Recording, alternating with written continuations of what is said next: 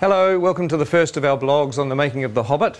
It's amazing to be back here again. This is Bag End, exactly as it was in The Lord of the Rings, and it's actually built in our B stage here in Wellington, which is exactly the same stage as it was built 12 years ago. We've been shooting for a few days now, and I just wanted to take this opportunity to give you a little look at the lead up to filming and some of the pre-production that led up to the first day of our shoot.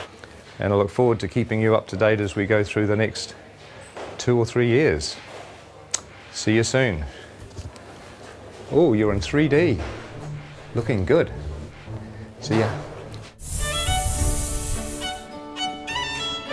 And this pulls beautifully. This looks great when it's drawn. Oh, so it actually works. And he can also go fighting with the remnants sort of hanging onto his body and be impaling people.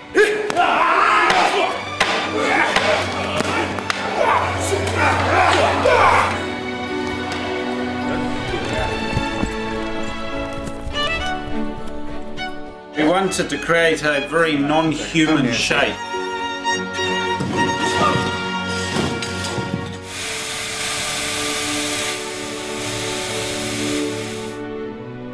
We do need to do a little vlog. You might want to say hi to the fans of The Hobbit. Fans. Yeah. Shy artists. Oh dear, oh dear. So we're going up to wardrobe, and we're having a look at a couple of dwarf wardrobe and makeup fittings, which is always exciting. Not that we'll show you much in this particular vlog, because we'll save that for the future, but at least you'll get to see a little bit of our wardrobe department. A lot of very busy people working in a lot of costumes. A lot of interesting textures and detail and leather and embossing, and it's all pretty cool up here. It's like a sort of a big wizard's workshop. Hello.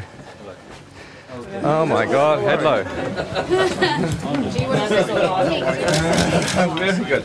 You can use them like a mace. Oh, yeah. So you can just swing knocking and then cut the throat and whack it. Glenn was saying there's a nice bit where you can just go and take out about 10 orcs. Right, yeah.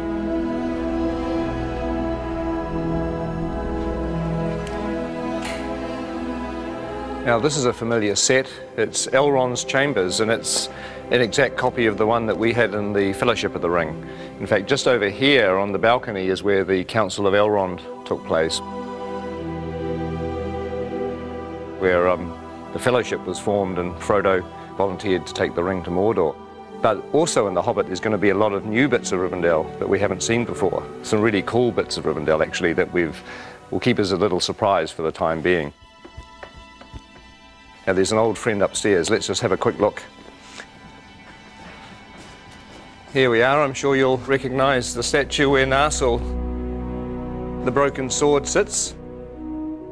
And of course, in the time of The Hobbit, the sword is going to be here. And it is strange walking around here because it was, 10 or 11 years ago, and I'm used to looking at a set like this on film, and now we're walking back into it again. It's almost like you've stepped inside a movie. It's a very weird experience. When we have a dwarf locked off, this is where we're going to be shooting at the very beginning of our shoot. It's the goblin tunnels below the Misty Mountains. It's a very iconic scene in The Hobbit where Bilbo has an encounter with, well, you know who it's with, don't you, if you've read The Hobbit? No need to spoil it for anybody that hasn't. But this is like a little network of caves. Look, there's a whole other little set of passageways down here. It's very claustrophobic. But one of the things we've done in order to be able to shoot the shots is to make sure that all the different walls of the cave can be removed so that our big bulky cameras can actually shoot the angles that we need. Oh my God, look at this thing here. That looks like a foot or an arm. Oh, I don't know. That looks rather creepy, doesn't it? Ooh. Okay. So how many chairs do we need? For instance, should we I reckon Bomber sits at the end, and then there's a slight grapple, and then when you pop down, it's like wah, and then it's like that's the cue. Yes. Yeah. Okay. Now I know it's sort of safe. I can interrupt. This is blocking. This is sort of not really rehearsing, but we're kind of the actors are walking through, and we're sort of talking about what to do with the scene, and it's actually fun because it means when we come to shoot this, we've got a plan. It'd be good if you come forward and then you realise there's something on your foot, and perhaps you try to get rid of it first, you know, and then you kind of. This will be fun. This will be more fun when everybody's in makeup and costumes and dying of the heat. Sort of on the corner of the table, we've got Killy. Awesome. Next to Killy, Philly, and then Dory, and then Nori. Oh my God! Ori, Dory, Nori, Biffa, Bomba, Biffa, Biffa, Gloin, Oin, Nori, Dory, Nori. This is a nightmare. We'll have Gandalf here and Thorin, so I thought it would be good to give you this whole doorway to play and be kind of... The fire will be blazing as well. Well, you were being shown. Oh, is it? Oh, I see. See. Oh, well, my prediction is it's all going to go incredibly well on the day. Don't you agree?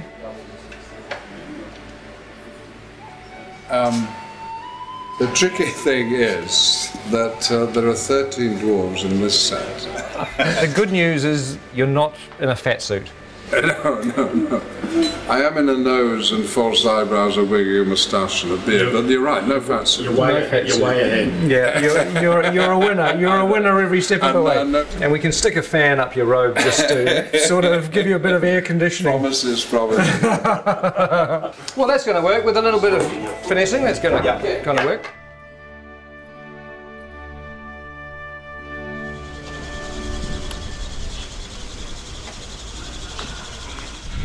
Morning. Morning. Morning. How are you? Morning. So I'm officially the first person in the makeup chair on The Hobbit. Officially. That's amazing. That's something, isn't it?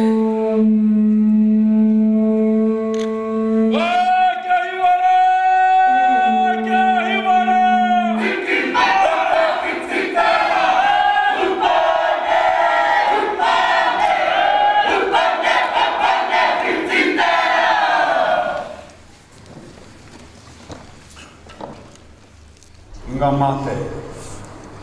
Kua haere ki te pō. Haere atura. My name's Richard, I'm from London, England.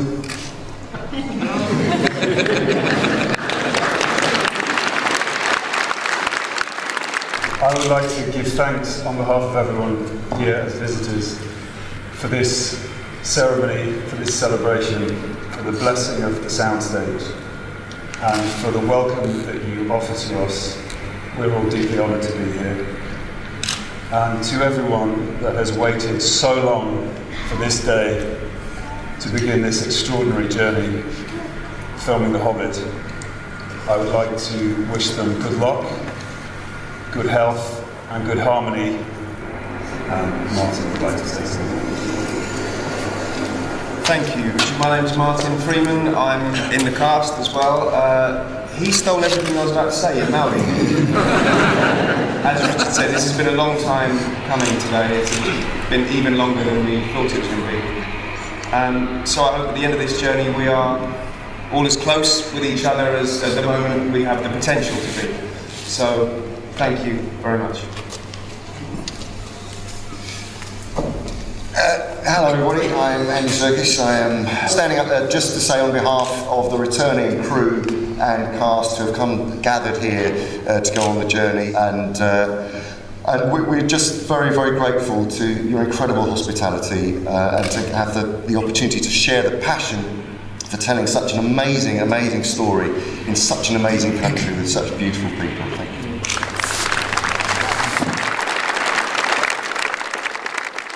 You know, for a long time I thought that going back to the amazing experience of Lord of the Rings wouldn't be a good idea. But really, you know, now I've come completely around, because films are stressful and they're hard to make, but ultimately what makes them fun is the people that you work with.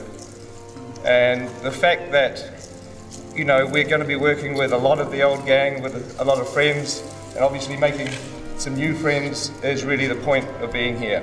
So I'm extremely thrilled. If somebody came up to me today and said that we could carry on pre-production for another 6 weeks, I'd say no, no. Hell no, let's just start shooting.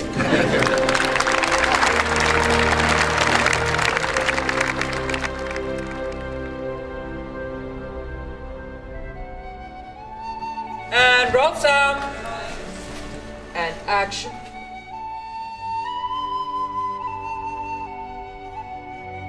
In a hole in the ground, there lived a hobbit.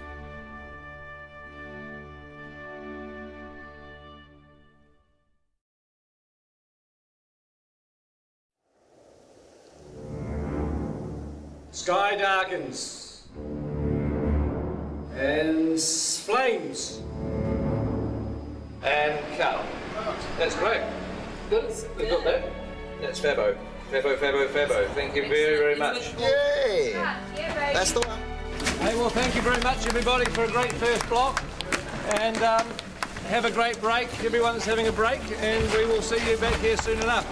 Ladies and gentlemen of the second unit, that is a wrap on block 1.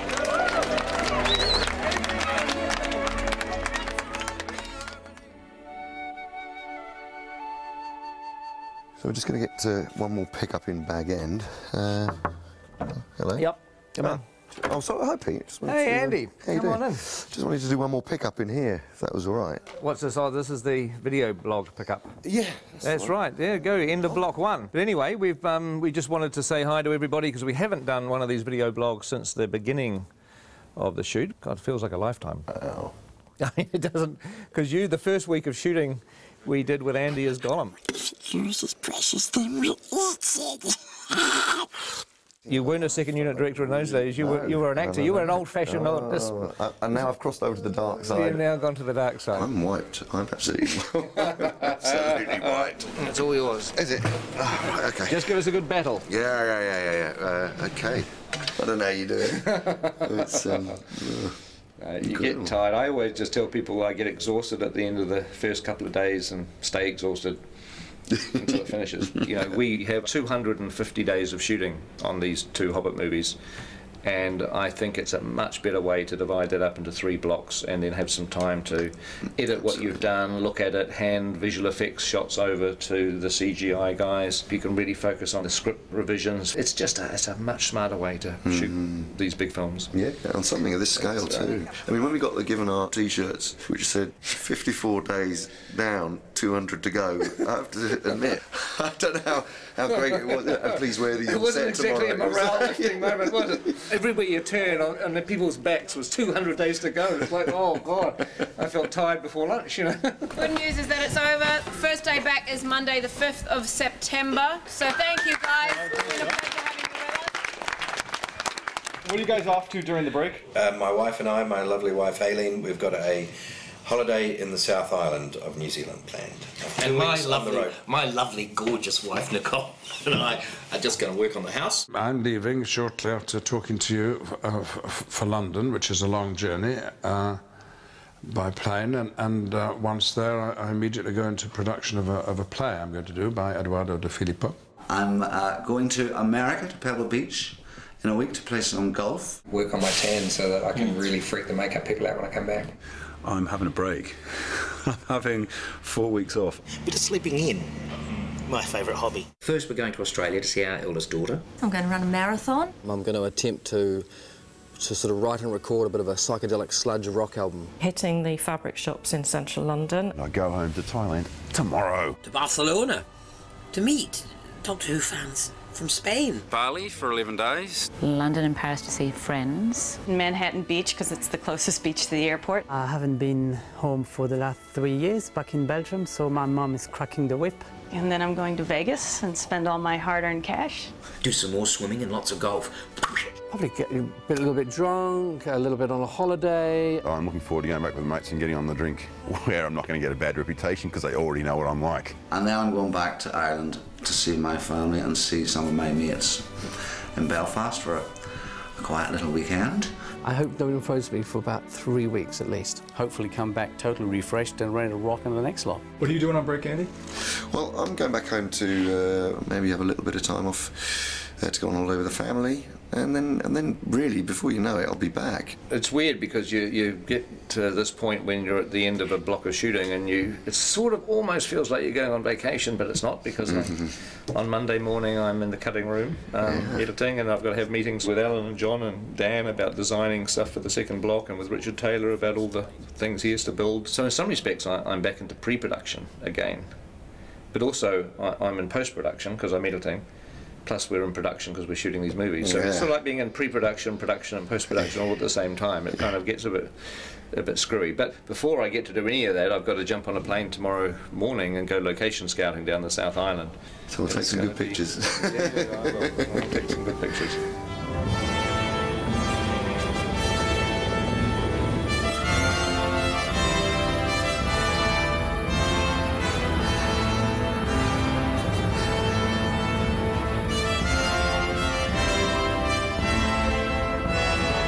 Since we're going to be doing location shooting during our next block of shooting, it's really time to have to nail everything down. Well, on the recce there'll be, it's usually about 17 of us that go. We get around in 5 helicopters usually. It's quite a spectacle when we turn up. Peter, Caro, Zane, Bridget, Andrew, Dan Henner, Simon Bright, art director, Steve Ingram, John Howe, Alan Lee, Eric Sandin, we have Tony Kitty, the grip, Reg Garside, gaffer, myself, location scout Dave Comer joins us, and Peter's assistant Sebastian, the ever faithful Sebastian's there. Here on the mountains I put my hand out and a cup of tea slides into it. That's what we like. There's even a Starbucks up here in the Southern Alps. Slippery, hard to walk and juggle a cup of tea at the same time on this sort of... I know, no mean feat.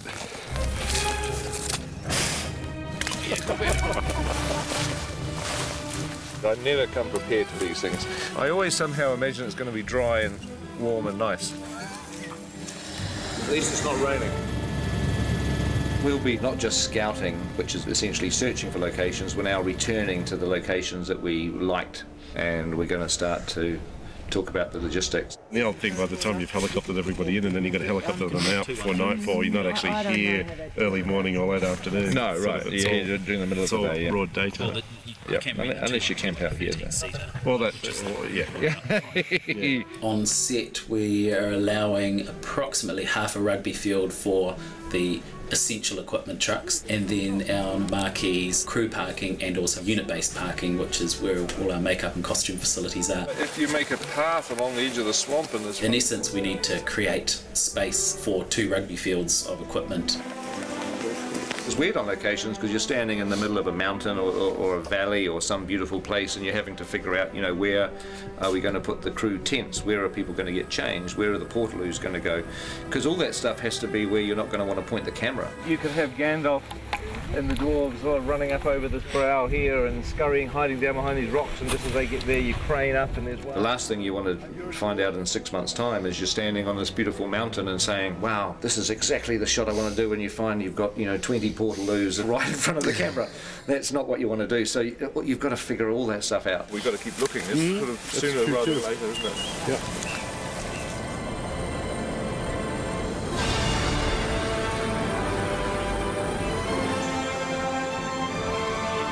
We'll be flying, I don't know, maybe 30 locations, locations probably. We're shooting locations around the Mackenzie country, around wilder landscapes below Mount Cook.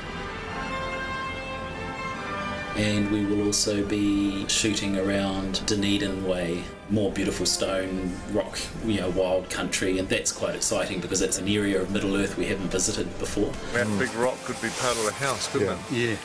Where we're scouting presently for the edge of Mirkwood and the Anduin grasslands is south of Queenstown. It's pretty incredible. And shooting that? We're still searching and trying to work out how we're going to shoot Lonely Mountain, Misty Mountain paths. Lonely Mountain should be by itself, but you can look over in that direction there. There's still a few rivers that we're scouting for. Yeah, I think we're getting pretty close to photographing every decent river in New Zealand now. It would be quite funny to have 13 barrels all in the middle of this thing. Just going nowhere. Yeah, with the guy shouting, "Come on, get on with it! Come on, move ahead, get on, go faster!" Is it a floater? It's quite heavy.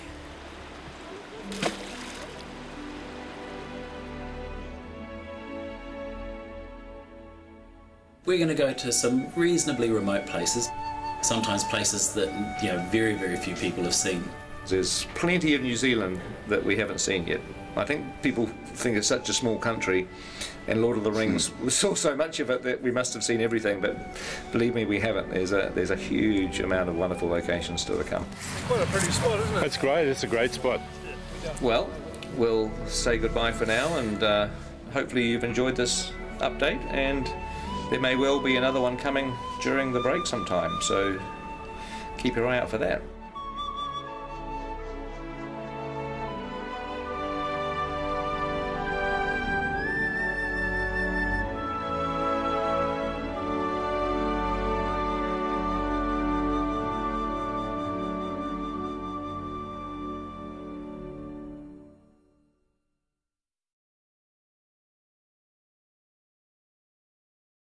Hello and welcome to our next video blog.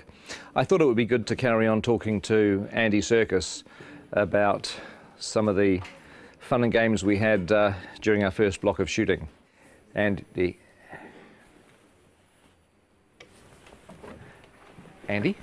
Where is he?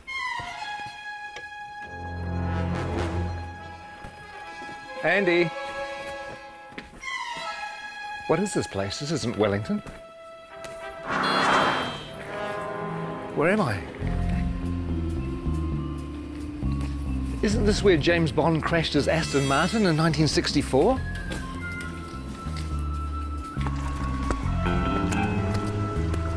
And isn't this where Red Grant trained to be an assassin at the beginning of From Russia with Love?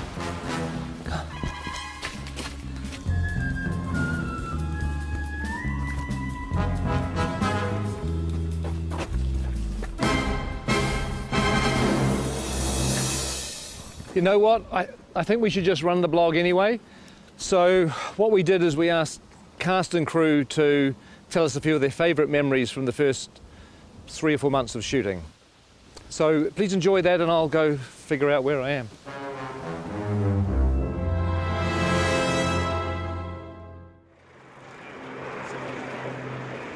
What are the things that stand out for you the most from the first block?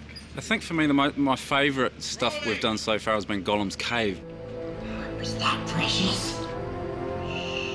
The way that Pete did that scene, it felt like I was watching a play. It was sort of like you could just sit back and watch these amazing guys do their thing. Him and Martin together were fantastic. It was really cool. Trying to get back into the head of Gollum. I don't know if I ever told this, but it felt like kind of doing an impersonation of a character that I'd played yes. a long time. It was weird because it was like, you know, having to re-own it again. Yeah, it was pretty cool. It was a nice way of starting. I felt sorry for Martin because he was suddenly thrust into having to find the character of Bilbo and have to deal with you for a whole week, going at him the whole time. I mean, it was must have been a bit intimidating. Blizzes and splashes. It's a meaty mouthful. Yeah. It's going to be a good movie. Check it out. After 2 years of, oh my God, when are we ever going to shoot this film? We had 13 dwarves and a hobbit. We might have had a wizard as well. And suddenly, it's real. Seeing the sets were like amazing. That was true. I mean, coming to Bag End for the first time and walking through. That was our first day, wasn't it? It was, first day on the job. That was amazing. Can you name them? Name the dwarves. Ori Dori Nori, Biffa Bobba, Biffa... Biffa Bobba Biffa, Ori Nori Nori. I can never remember. See, that's the problem. You can't even remember who they are. You have Philly and Killy. There's Thorin, and there's Gloin, and there's Oin, and Dwalin and Balin, and there's Biffa, Buffer and Bomber, and then there are the 3 Dori, Nori and Ori. I think that's it, isn't it? I think so. 13 Dwarves is one of the reasons why I dreaded The Hobbit, and why I really didn't think I was going to make it for such a long time. But the The irony is it's turned out to be one of the joys of the film. Oh my God.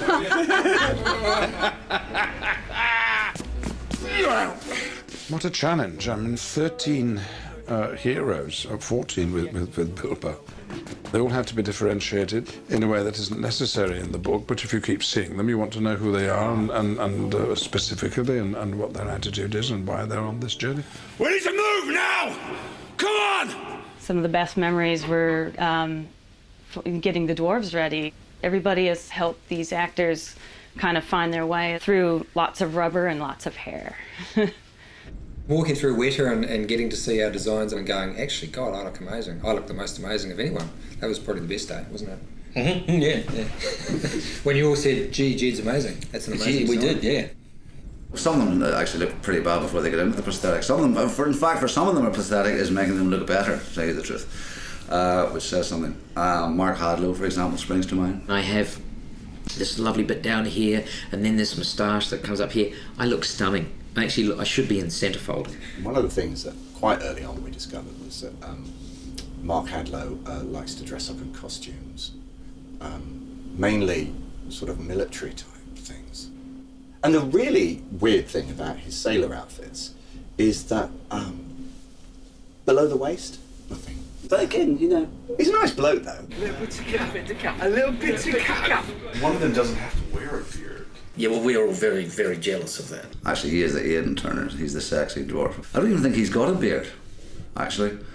Mainly because he's not old enough to grow one. He's the hot one, I suppose, if you like that kind of thing. But if you like knitted cardigans and knitted mittens, then I'm your fella. If there was a boy band in Middle Earth, he would be the leader Williams. of the Robbie Williams of the dwarf world. Whereas you'd be roadie, I think. Yeah, the roadie. Bond would be a roadie. I think when people see the beards are going to come back in big time. They are. Huge. Give us a kiss. Gelek Dashwood Bar. Gelek Dashwood Bar. We've all learnt a bit of the dwarf language, Cosdor, so we all have a kind of selection of words to fall back on, curses and battle cries. And when we speak Dwarvish to each other most of the time when we're on set. Okay, here goes. And Peter can guess what it is, and then I'll tell people. Caused Belcour. Caused Belcour.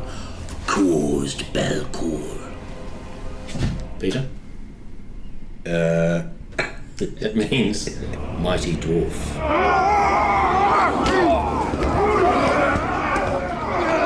We had Trollshaw. Well, you got to do all the fun stuff in Trollshaw. Yeah, we did.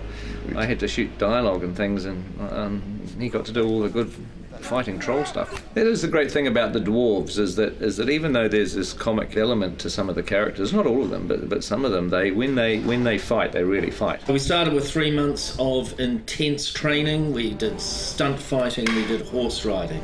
We did the gym 4 times a week. We did dwarf movement intensely. They were trying to get us to a point where they could actually kill us and bring us back from the dead, kill us, bring us back from the dead, all the CPR and stuff like that, because that's what it'll be like on set. They did it by breaking us down. Yeah. They did it by essentially reducing us to the absolute amoeba stage and then building us up again as dwarfs. We've come through it as better dwarves, I feel. I do too. I mean, I know that William's discovered his inner dwarf.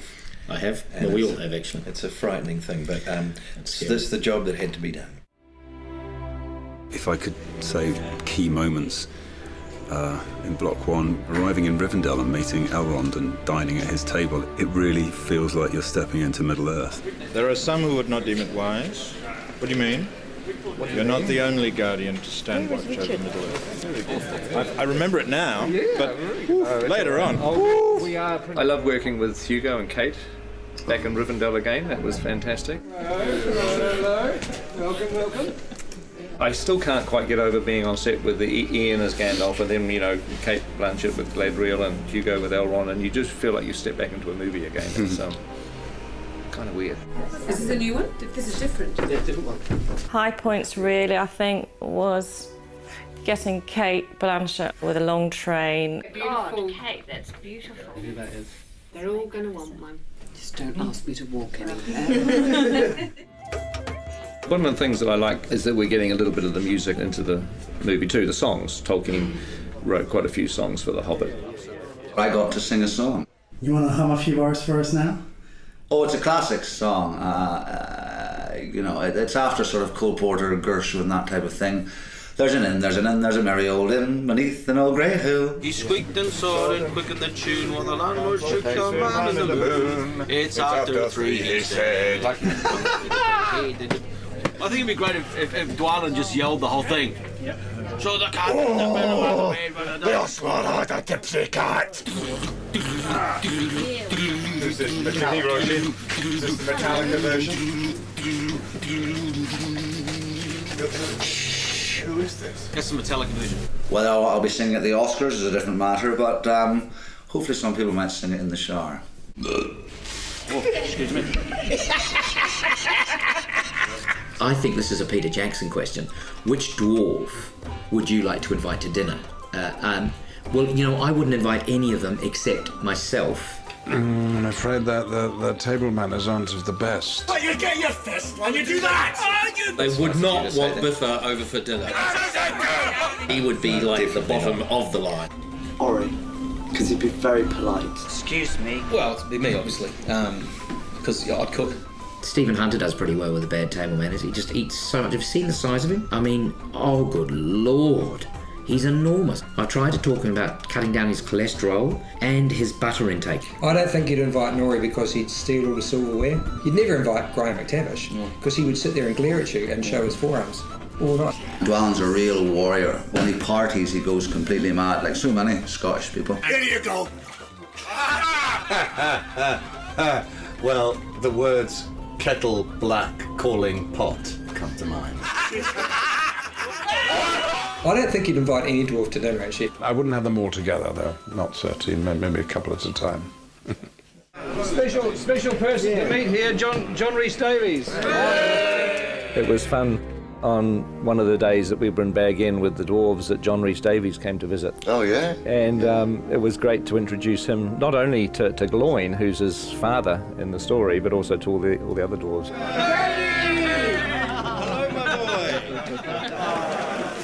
It's just like coming home to family.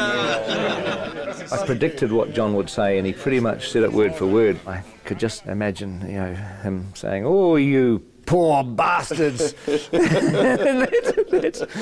that's pretty much what he went on to say. You poor buggers. When he gets you running up the hill in full armour, you'll enjoy that. But you are going to be spectacular. And you'll be chased by women all around the world. but only if you're in costume and makeup. Okay. All right. We've been here since January the 13th. So what is that, 5 months? And we haven't even scratched the surface. Who are you doubling, Pete? I'm doubling Stanley Kubrick. One of the biggest moments was when we all put our gear on and we all stood together, sort of looking around at each other into the characters' faces. To stand in a circle and look at the guys that were going on the quest, I got a real tingle up my spine. Lovely, thank you, that's terrific. I think we can check the gate on that.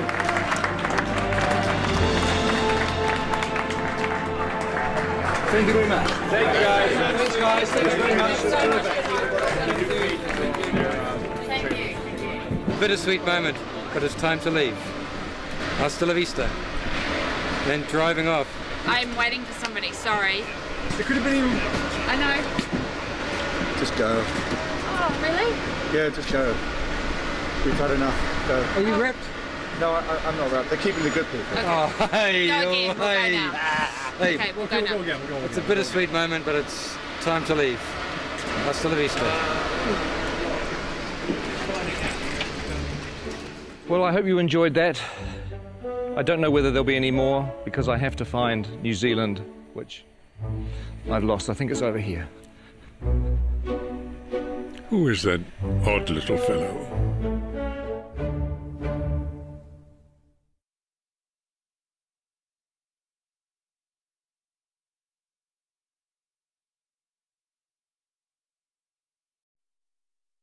Action. cut. Lovely. Hi, welcome to our new blog. This time, we thought we'd talk a little bit about 3D. Get a good look at your opening shot. Yeah, okay, there you go. Just arm in a little closer. Just watch your back. Hi, I'm Angus. Welcome to the world of 3D. Shooting The Hobbit in 3D is a dream come true. I mean, if I had the ability to shoot Lord of the Rings in 3D, I certainly would have done it. What I actually did on The Lord of the Rings is I had a 3D camera taking 3D photographs. Hopefully, one day, maybe even on 3D Blu-ray, we might be able to actually show you some of the 3D photos from 10 or 12 years ago. It's 3D and I've got reading glasses, it's all good. But now, the reality is that it's not that difficult to shoot in 3D. I love it when a film draws you in and you become part of the experience. And 3D helps immerse you in the film. The essence of our camera system is a camera called the Red Epic. Really, it's this thing that enables us to shoot 3D on The Hobbit. But of course, to shoot 3D, you actually need two cameras. The problem that we have in the cinema world is that the lenses that we use are so large that we cannot get an interocular similar to a human's, which is the separation between your eyes. For us to get the two cameras as close together as possible, they have to shoot into a mirror. We have to use a mirror system, which is a rig that's designed by a company called Reality. One's left eye, one's the right eye. One shoots through a mirror, the other one bounces off a mirror, and so the two images are perfectly overlaid. With using two eyes, we can move the cameras apart and also, more importantly, is find a convergence point. For example, see around someone's face, just like you're looking at a friend. The convergence point is the screen plane itself. 3D forms two places, positive space, which is inside the box, what you see behind the person who's standing on the screen, and negative space, which is what you feel comes out into the audience, an arm, a bullet, or whatever you want. And the whole idea with these rigs is you can change the interocular and the convergence as we're shooting. We can see that separation on a 2D screen with a left and a right eye overlay. So we can do this live throughout a shot, changing our 3D effect the whole way through. Roll sound. We're watching the movie in 3D as we make it. That looks so good. You almost feel like you're in it. A lot of people have an image of 3D being big and cumbersome, and that's true. But we've got a lot of different rigs that we've built for different purposes. It's actually easier in this weird 3D world to have different camera systems for different uses. So this is a camera that we built to go on a crane that can move around and it never comes off the crane. This is the TS5 in a handheld mode. It's our main workhorse camera. It's light, it's small, so it allows Peter to get into very tight, narrow corridors and caves as if he would with a 2D camera. Oh, yes, yes, yes. You know, mobile camera work has always been very important for the films that I've made, and the last thing I wanted to do when we went to 3D was to restrict or change the shooting style. So with the camera doing the help as well, you don't need me to do much. It was very important for The Hobbit that we feel like the same filmmakers have gone back into Middle-earth to tell a new story. We're shooting at the same speed as you'd shoot 2D. Dollies, cranes, Steadicam, we put it on the shoulder and we shoot handheld. The same as we would always shoot a movie. Of course, once you've got 3 or 4 cameras for main unit, you need 3 or 4 cameras for second unit, which is 8 cameras, which is really 16 cameras. This is a world of the Hobbit camera department. We have 48 Red Epic cameras, and they're on 17 3D rigs. This one's called Walter, which was my grandfather. This one's Ronald, my uncle. Emily was Fran's grandmother. Perkins was actually Fran's dog. Witchy Poo, Frank, Bill is my dad. Fergus is the name of one of our pugs. Tricky Woo, that's the name of Pekingese. Stan is another one of our pugs. There's cameras called John and Paul, George and Ringo, who are not relations of mine. Are we having fun? Yay! We're not shooting film, we shoot digitally. We shoot onto these cards, which slot in the side of the camera. And each one of these is 128 gig. On top of that, you're shooting at 5K resolution. A very sharp, clear image. Needs like a chart, but you know, like 5K's there, 4K's about there, and then your 1080 home TV is down here, so it Gives you sort of an idea of the amount of information that we're actually capturing on these. Let's do another one of those. 48 frames, yes. Yep. We're shooting the Hobbit at a higher frame rate at 48 frames per second, which is twice the normal 24 frames. The human eye sees 60 frames a second. So 48 frames is more of a natural progression toward giving the viewer what they would actually see in the real world. The people who have seen scenes of The Hobbit at 48 frames a second often say that it's like the back of the cinema has had a hole cut out of it where the screen is, and you're actually looking into the real world. Once you add stereo, and it gives you that extra ability to control depth, you can devise ways in which it can become part of the storytelling of a film. For instance, in Mirkwood, we really play on the fact that it's a forest that's kind of hallucinogenic almost. It draws you in. It makes you part of it, and you may never get out. What we want is just to stay where you are and then... Stay back! Stay where you are! Mirkwood is a big forest, and it's full of vines and sinister-looking trees, I suppose you say. It has a lot of things hanging down, a lot of things coming from all sorts of angles, and it helps us with the 3D to be able to push into that and try and get the audience to feel that they're actually trying to move into the forest with the cameras and give it that dark and look-over-your-shoulder feeling. Colour-wise, with the red camera, tends to eat colour a little, and so we add more colour. If you look at the ungraded footage, the trees look incredibly psychedelic. They look like they were painted in 1967. We wouldn't normally be quite as bold as this, even in Mirkwood, which is an enchanted forest, so it's like we oversaturate. Look! In the movie, they won't look anything like that. They'll be graded down, and you'll just get the barest hint of colour in the finished film. Look at me back! 3D 48 frames is pretty unforgiving, and we have to change our whole way to go about coloring these things, because what we found out in early tests that if there wasn't enough red in these pieces, they would punch up yellow and react differently than normal skin with blood running through it. So here's an example. This is Graham McTavish as Dwalin, and we've had to add a lot of red tones to his makeup. So if you notice, if you stick your hand up next to your face, how incredibly pale this man is right now. I've barely seen daylight for the last 6 months, that's fine. Yes. So we have to add the blood in the piece to make him look like a normal flesh tone. It looks freaky now, but on film it's going to read beautifully. Fingers crossed.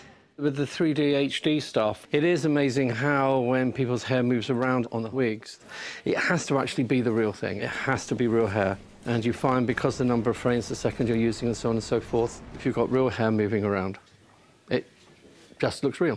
I've never worked on a film that's 48 frames per second and uses the cameras that we're using. It's challenging to look for fabrics that work.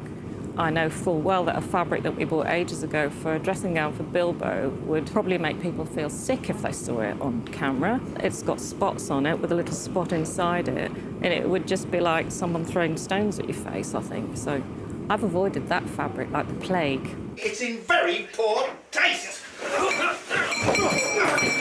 Others are just a joy to behold, and the camera picks it up and the audience could see every last detail. So in that sense, it's really exciting. This film is really breaking new grounds in many ways as far as the technology of the filming goes. But John and I are still working in our time-honoured methods of pencil and charcoal, composing pictures in 2D. And we thought we'd try and come up with some way of actually incorporating a 3D aspect into the way that we were producing the concept art. That might communicate more clearly to Peter and to the other technicians. So what we're doing is 2 drawings. One is in red, one is in blue, and the 3D glasses have a red lens and a blue lens, one for each eye. Don't go too heavy on it. This is probably the first serious cinema production where the actual concept art has been done in 3D. Rather than sharing just the same office, we're actually sharing basically the same vision. Yeah. There's been a bit of a tendency for me to take on the blue. And obviously, you know, sitting on the right-hand side of the picture, it's easier to actually get your head around the left side. It doesn't make sense when you try and explain it like that. It's a huge help for Peter because we're actually proposing the full depths. I mean, it means Peter has to wear glasses when he looks at our art, but... Yeah. My God, coming at you, look at that. Whoa! If you happen to have a pair of glasses like these at home, you should be able to see the artwork in 3D. You look great. Very three-dimensional. You've definitely improved. I know. So I hope you found this blog interesting. I know it's a little frustrating because just about everything we've been talking about you can't actually see at the moment. You can't see the 3D, you can't see the 48 frames, you can't see the 5K, but you will. December 2012, you'll finally get a chance to see what we've been talking about. Anyway, I've got to get back to set. It looks like they're almost ready for me down there. We're actually shooting today, as you can see, in a pine forest, but it's not really a pine forest.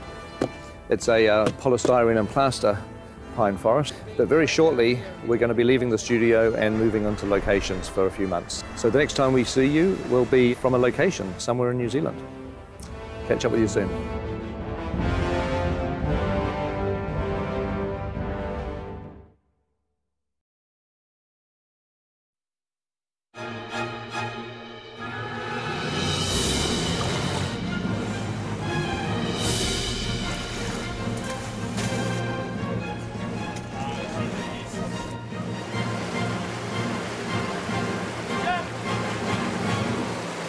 Dwarves and boats, eh? Everybody thinks they're a sailor.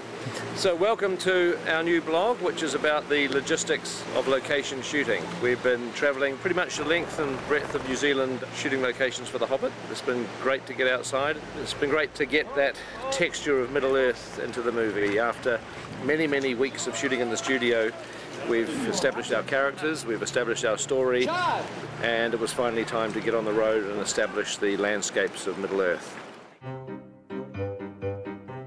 So we're currently moving about 500 crew for main unit to Hamilton and then about 200 second unit crew to various parts of the country. We like to call it the biggest logistical move in cinematic history. Just because of the size of the fleet, close to 140 vehicles. As you can see, we're moving around a huge circus. I think everyone is secretly scared but quietly excited. The main reason for going on location on the project is to capture the scenic beauty of New Zealand. Peter's often said one of the things that won the fans over so much in the Lord of the Rings series was the unbelievable vistas and scenics because they were so magnificent. People are really excited about getting outside and taking this on the road. These are our changes for main unit crew, so this is how big we actually are. We're probably over 500. Everybody has to be in the right vehicle at the right time, they have to travel to the right place, they have to have rooms to be able to sleep in. I can't begin to imagine the logistics involved with shifting the crew, the cast, the equipment that we have on The Hobbit. It's pretty mind-blowing. You have to take everything with you to produce the films. We're having to provide our own electricity, areas to cook food, areas for people to sit down and eat. You've got to provide water, the bathrooms and the toilets that people need. You have to have weather cover, heat when it's cold, and you've got to provide cooling when it's hot. The daunting aspect of that is it's all got to get into trucks, it's all got to be on wheels, and it's all got to be ready to roll. We're about to try and cram all of this, and all of that, all of this, some of that, most of this, all these trucks, most of these people, but not that scissor lift up there that stays, are going to go into some of these trucks. These guys here are going to go into these trucks too. Nice one. No cell phone laws here, man. One of our biggest challenges on the production is actually shooting all the locations in one hit for both main unit and second unit. You can certainly start here. We're away for about 7.5 weeks if the weather holds up, so we're basically praying that every spot we go to in the country is sunny and beautiful. First location is Matchmatter up in Old Hobbiton, so returning back to the first spot from Lord of the Rings, which is pretty exciting. Fantastic job, and we're out of here at 4 o'clock in the morning. And as you can see, we're totally under control.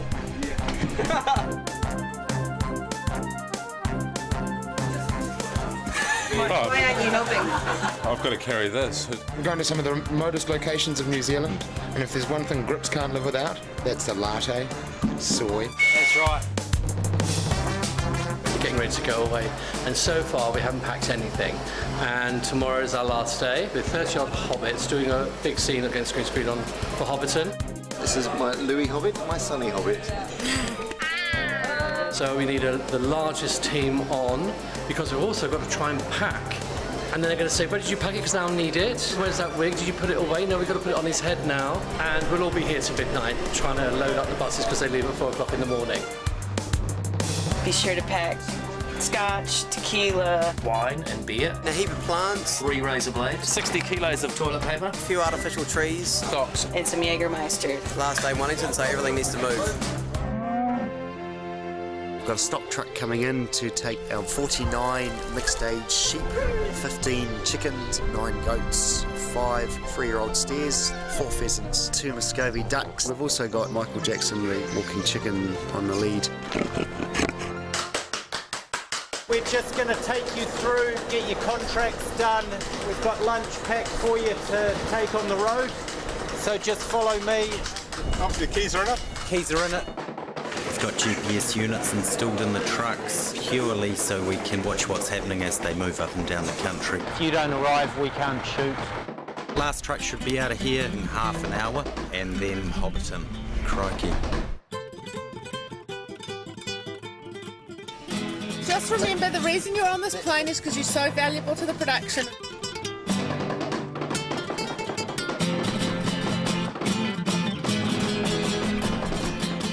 Our main unit had over 100 units on wheels that were travelling to the first location. That was quite a feat in itself, just having that amount of drivers on the road.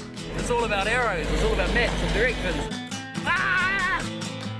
Once we arrive, we get in and it's about an 8-hour turnaround from when the first truck turns up to when the unit base is actually functional for filming. They've got to get these trucks level for working in, they've got to get them all powered up, and they've got to get them all functioning so quickly. Prosthetics, makeup, costume, catering. It's not just a case of a small crew going into very out-of-the-way places. We're literally occupying the space of a football field. I think it's actually 2 football fields. We moved 7,000 cubic metres of dirt to accommodate everything that goes with making a film of this size with this many people involved. It's very much a mini city. To everyone's amazement, you know, they went home on Friday night in Wellington, turned up to work here on Monday morning, and everything's here, parked up in order and looking good and working.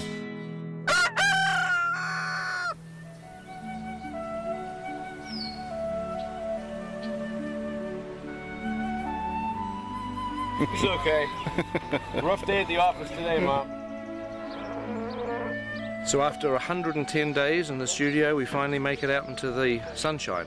But I tell you what, Hobbiton is looking fantastic. The art department and the greens department have been working on it for nearly 2 years. The grasses have grown, the flowers are out, and the plastic ones have even bloomed. It's weird when you come back to a place that you literally thought you would never see again. This is a great spot. To be standing there with Elijah dressed up as Frodo, it was the nearest thing I think I'm ever going to come to a time machine. This is actually the first time I'm stepping foot down into Hobbiton. I'll never forget that feeling of coming to Hobbiton for the first time. So much time spent in this universe, you know, with these characters, and I keep referencing the fact that I turned 19 when I came to Hobbiton for the first time. 11 years ago. I'm 30 now. I don't know, there's so many feelings of nostalgia and history. We'd been searching pretty much the whole country for this rolling green countryside. We were up here scouting around and found this place called Buckland Road. And sure enough, when we flew over it, we found the round tree, the hill, the lake. It was all meant to be. Of course, then it was a matter of talking to the owners of the land, getting their permission to shoot here and build here. It was a Saturday afternoon during a major New Zealand rugby game that he came and knocked on my father's door. And he said they wanted to make a movie, and my father actually said, "Lord of the what?" I think I kicked him under the table quietly, but that's how it all started. This time around, they built it for real. So before, all of these Hobbit holes were built using polystyrene. When the filming was finished, they tore it all down. Even though it's been available for tours and, you know, for people to look at it, we didn't have any of the Hobbit holes here. Doing the Hobbit now, it gave us the ability to rebuild Hobbiton out of permanent materials. Materials that aren't going to deteriorate, and we can carry on showing people what's involved in making a movie behind the scenes. It's all, I mean, that's actual rock, stone. It's pretty amazing. Hobbiton is going to stay exactly as it is today, which is fantastic. There's real wood, there's real stone, real bricks, and it's going to be here hopefully for decades to come. Yeah, no, it's a great gift to the people of Metamat, and as Minister of Tourism, I'm all in favour of it, so well done. Some prime real estate. I'll get you two. I'll get Kate and Hobbits. Oh, Jordan. Hello. Hello. Hello. You guys having a good day? Yeah, it's good. Hey. How are those feet treating you? Yeah. They're okay. Are they? When you're at Hobbiton, you forget that you're on a film set. Seeing it like this kind of living model village, it was just extraordinary. You just totally believe this place exists. And that's because it does.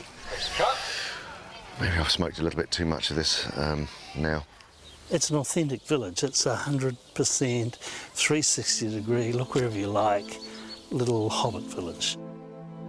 You can imagine just being a hobbit in this environment and get up and have a cup of tea on the doorstep and listen to the birds and the frogs, and children running around, or go to the market, buy a big bottle of beer and drink it. I'm loving it. You're not really designing a film set, you're trying to put yourself in the mindset of a hobbit and figuring out, well, where would you like your house to be? There were 44 personalised hobbit holes, and each hobbit hole has the different little details depending on their location. It's kind of amazing, the door's actually open. Hello? Hello? No, nobody home at the moment. They must be at the market. Welcome to the set of The Hobbit.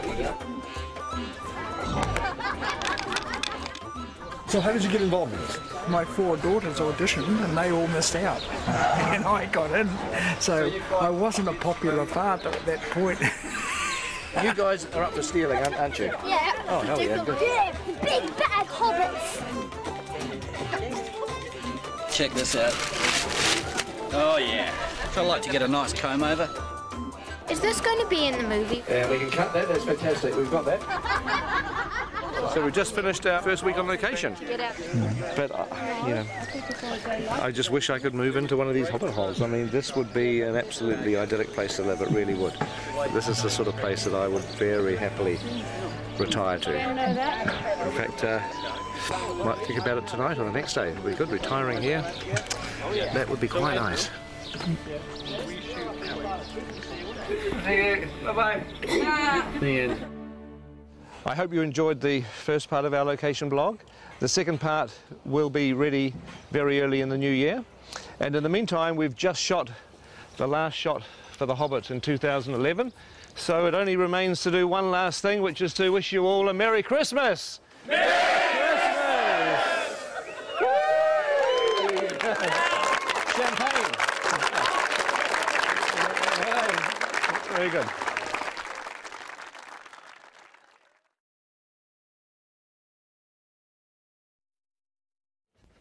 Welcome to the first blog of 2012.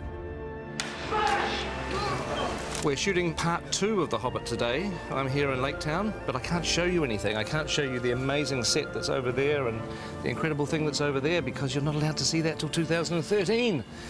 But what we can show you are the continuation of our location adventures. So if you remember from our last exciting episode, we were in Hobbiton. So let's pick it up from where we left off and travel around the rest of New Zealand. So we've just finished our first week on location. So it's goodbye to Hobbiton and hello to our next spot.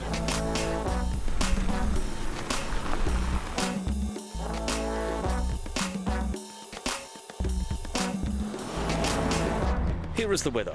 In Pew Pew today, it has, of course, been raining.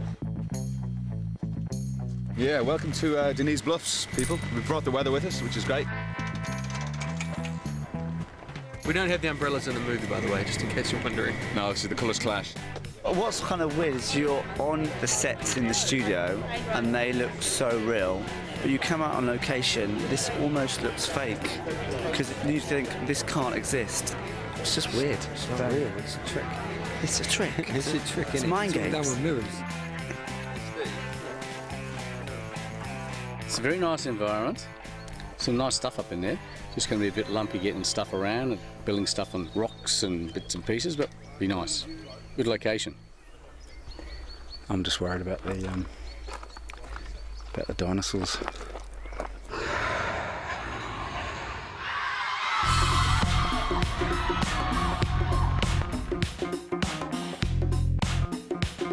So here we are at the Turoa ski field on the flanks of Mount Ruapehu. This is the second oldest national park in the world. Very ancient vegetation, magnificent colours, magnificent textures, but very fragile. And hence we've gone to exceptional lengths to actually make sure the impact on the site is minimised. So it's about scaffolding, it's about elevated boardwalks to keep people off the vegetation. We built the world's biggest ramp, as far as I'm concerned, to get down to the thing. And everybody sort of walked out to the edge this morning and looked at it and sort of, you know, jaws dropped and went, wow, okay. So that's how we get onto set today. So this is my favourite location. It's beautiful. There's a mountain, there's a waterfall, there's a beautiful view across a valley there. It's one of those sort of archetypal Kiwi places that you think, God, New Zealand has such amazing landscapes. Jesus, it's a bit sad when the groups are going faster than I am and they're carrying everything. Yeah. Andy Serkis jumped in the icy cold stream to chase the fish as Gollum about 12 years ago. Just over there.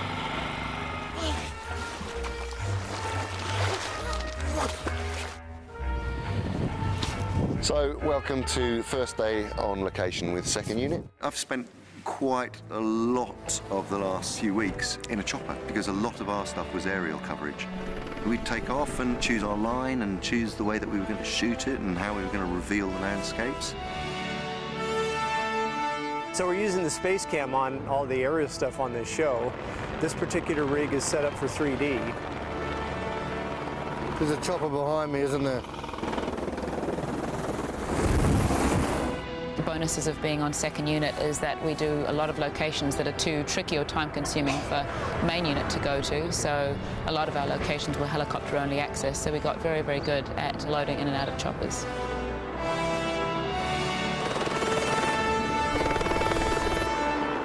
So you've got literally 2 units that are now crisscrossing the country, both the North and South Islands. About halfway through our location shoot, first and second units met up, and it happened to be exactly halfway through the entire shoot, day 127, and we commemorated that with a hoodie, a halfway hoodie. But it's 127 days and it's 2 films. Now, well, I've got a 133-day Lord of the Rings jumper, which was for 3 films. Yes. So 133 days for 3 films and 127 days for 2 films. Yes, easily explained. How? Well, we're all 10 years older, so we're going a little slower. That's true. One of the challenges was showing PJ what we'd been up to. So every day I would then do a kind of an edit of the takes that we'd done and put them together and make some selects, and then that would be sent off to Pete. We are a long way from most of the infrastructure that we know and love, so we've had to rely on satellite technology to do all of our connectivity. These are the 3 dishes that we're setting up today to provide internet for the crew. We're providing wireless and internet. We've also got a separate setup that's up at the director's tent that's beaming in footage from second unit that basically takes the feed that's coming in from the cameras, compresses it, sends it over the internet all the way through down to Peter's tent. So far we've probably used about 6 kilometres of cable on the job. I'm not sure where it's all gone, but we keep on ordering more of it.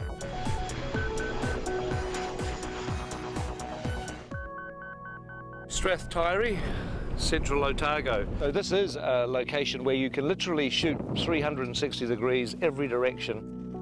Had some incredible skies, what we'd call close encounters of the third kind skies. And where our skies are a little boring, because we've shot over 3 days, we'll probably replace them with these cool skies. I'd love to do that, get some real mood into it. One of the days of shooting on this location was actually up on the hill at something called the Rock and Pillar Range. If you just look over there, that's pretty much that distant ridge line between those 2 rocks. That's what they call the Rock and Pillars, where we had to have 10 helicopters ferrying crew, cast and equipment up the mountain. This is Adam Brown's first helicopter ride. Oh my God, are you so excited? I'm well excited. You should be.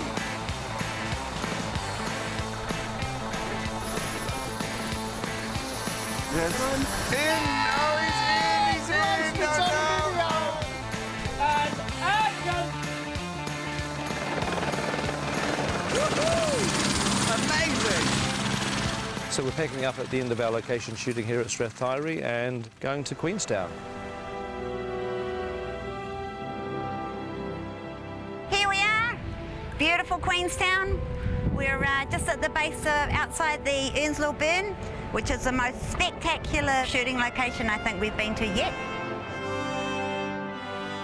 We're shortly going to do a rendition of The Hills Are Alive with the Sound of Music, starting with Mark Gabbady's over there. So he's getting into his Maria position. There he is.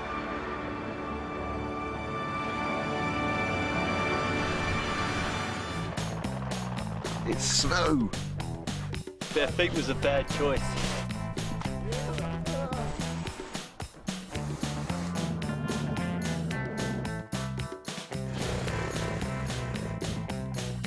And we've been to Paradise before. That's where we shot a few scenes of Fellowship of the Ring, mainly, back in 1999. Lothlorien Forest, Boromir's death. The great thing about this job, you get to see beautiful, beautiful places like this. So you don't have to feel sorry for our actors leaving home for 7.5 weeks. We're very, very well looked after. The catering on this movie has been sensational. The numbers we were doing on location were between 300 and 400 until we got to Twizel. Then we were doing 570, 580 because we had quite a few extras there as well. We cook 100 at least kilos of meat every day. One of the guys worked out that we'd been through a ton of oranges already. It's Formal Friday today, so we're dressed in suit. It's one of the only ways to be able to, for the crew to know what day of the week it is. Every morning we crank out about 200, 300 coffees. We're heading off to the hills to look after a crew of about 100 people who've all been choppered in up into the mountains. It being in the mountains, there's snow around, so it's cold. So obviously in formal dress, sometimes it's not practical. So as you can see here, Andrew has gone from a 3-piece to a 4-piece with the addition of a nice cozy puffer jacket. Because you can't always look good, sometimes you have to be sensible.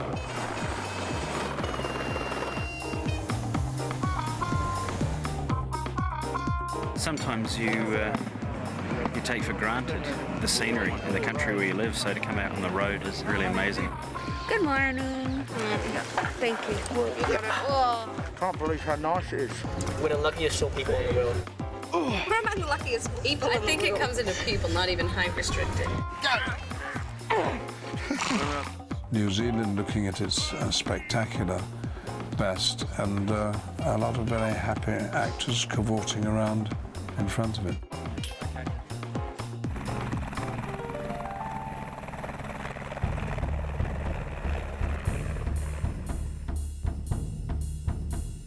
Braemar Station was pretty difficult working conditions for the cast and the crew because the tussock and the ground's very uneven. This is Matagauri, a New Zealand native kind of thorn bush, which is everywhere that you ever want to walk. You can't just parade through the tussocks and the rocks and the pebbles without looking. You suddenly realise that being out of doors in Middle-earth can be a difficult business, particularly when there's a pack of orcs or wargs. Dances with wargs. Heavenly wargs. The boy who cried warg. Aliens versus wargs. I was a teenage warg. Enormous amount of running. Scene 88, I think, is actually going to be a 3rd film. It'll be coming out between the 1st and the 2nd. It's actually, for the most part, it's easier working inside a studio. But of course, you know, the studio doesn't have the incredible vistas, and that's what we were there for. 8 kilometres from Mount Cook, surrounded by the guys behind me. Unbelievable.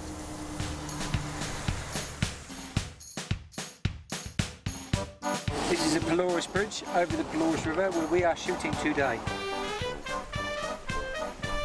I think my favourite day on set, unquestionably, was floating down the Pelorus River in barrels. Finally going to put our dwarves in barrels. It actually looks like fun. I'd do it myself if I wasn't busy doing other things. Oh my God! Today we're swinging over the river. We've got some dwarves coming down in barrels. Keep going, everybody. That's good. Yeah! That was way cool, and if they ever make that a ride at any of the Warner Brothers movie worlds, lifetime pass, please.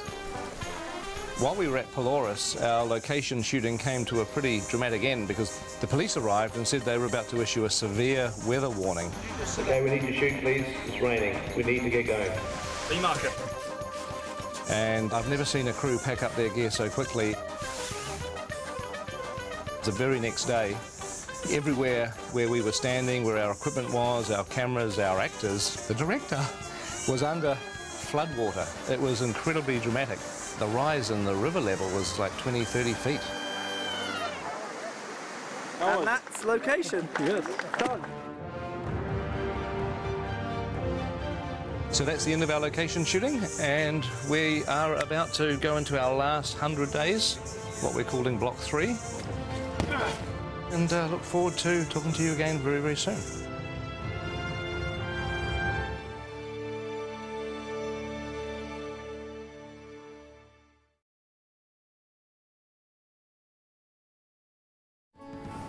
Hi, so welcome to our new blog.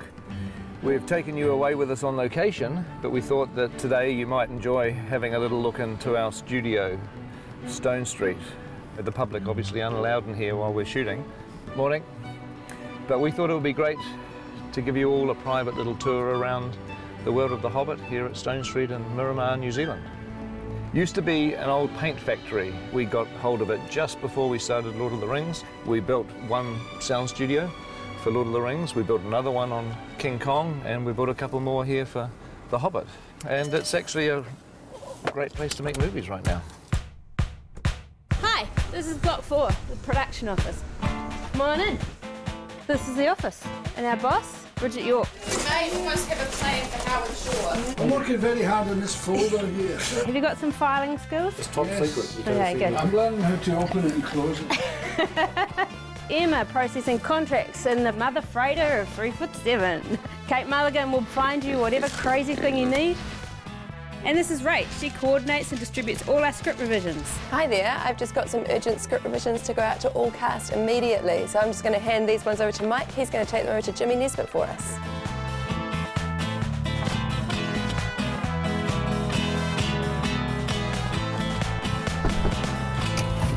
Jimmy, your pages. Yeah.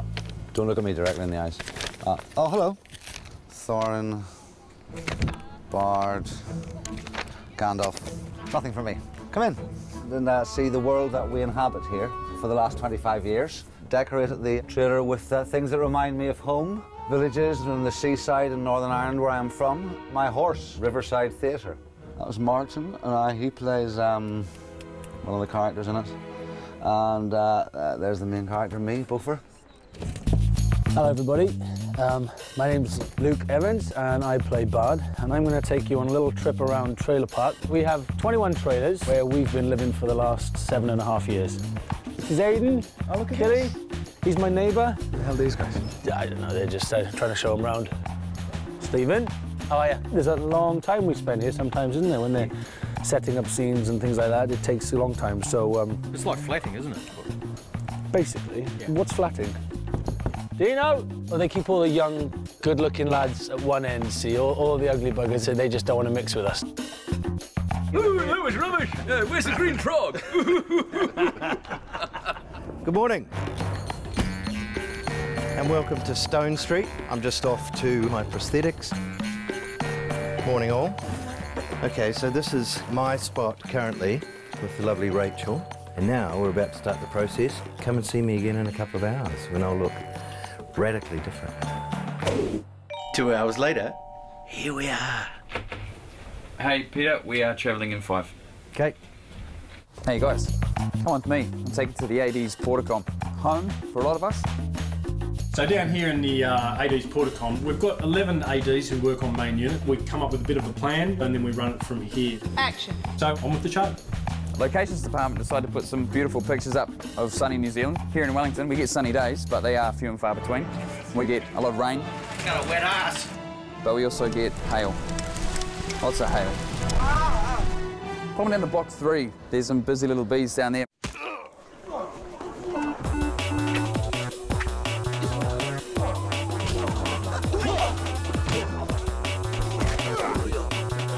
Hey guys, how you doing? Welcome to the Hobbit Stunt Department. I just died. Hey, so this is the intensity we'd like to bring on set every day. Hopefully you enjoy it. Okay, come on guys, let's go. We're on set, come on, let's go.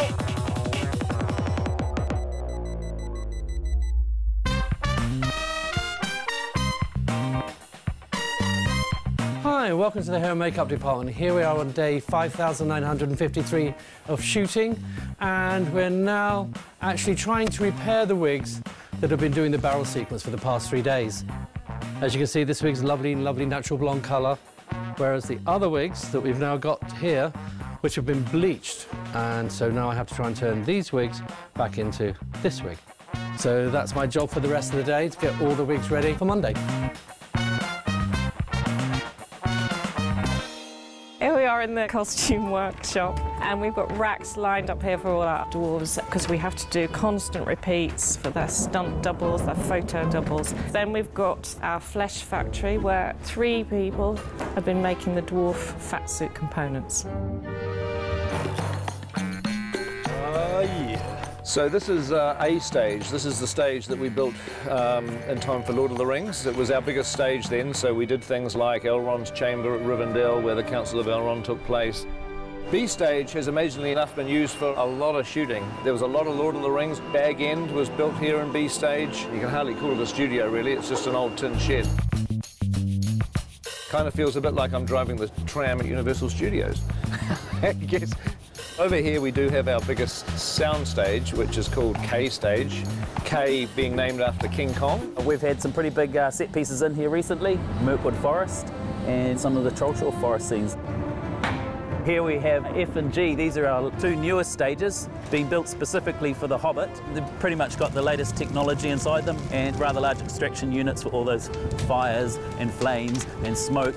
At the very end of the studios is the art department, the home of Dan Henner, Alan Lee and John Howe. Morning guys, welcome to the art department. Come on in, I think the production designer is in. G'day Dan. Hello dear boy, all good? Fantastic. We've got 6 weeks and 2 days of principal photography left. We're shooting the sluices at the moment, which is film 1 sets. We're very busy. And this over here is our set decorator, Ra Vincent. Hi, come with me, I've got something very cool to show you. This is my favourite place. It brings into play all of the ideas from all the individual contributors in the art department, and they get to share all their ideas in here, and this is where the first spark of inspiration begins. And in this office is Alan Lee and John Howe. I'm Alan. I'm John. Good afternoon. We basically sit here all day long doing drawings. 3 years of it, a couple of thousand drawings each, and amazingly enough, we're still having fun. We see the light at the end of the tunnel, and we thought for a second, ooh, it might be a train, but turns out it's a dragon. Come through this way, I'll take you through to the model makers. Our calligrapher, Daniel Reeve.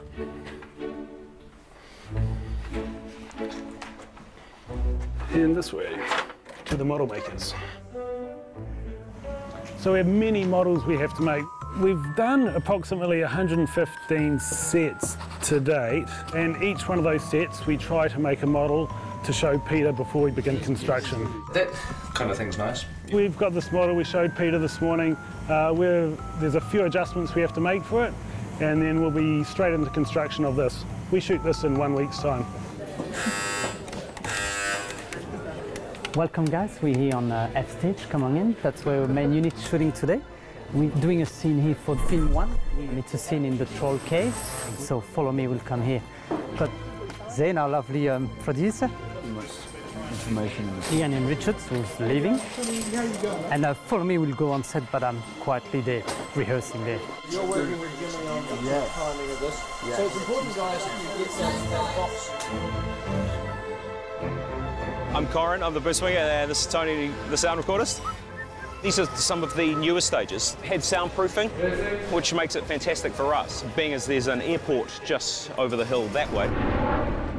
This is the first production that's been in here, and one of the biggest things is this headroom up here now, so the guys can walk all the way down these walkways without bumping their head on stuff. I'm a specialist roof dweller. It's handy if you don't have a fear of heights. It's very embarrassing if you drop something. It costs you 2 dozen beer. All right, shooting. Shooting. But now we're just gonna walk away. They're gonna shoot. 3, 2, 1, action!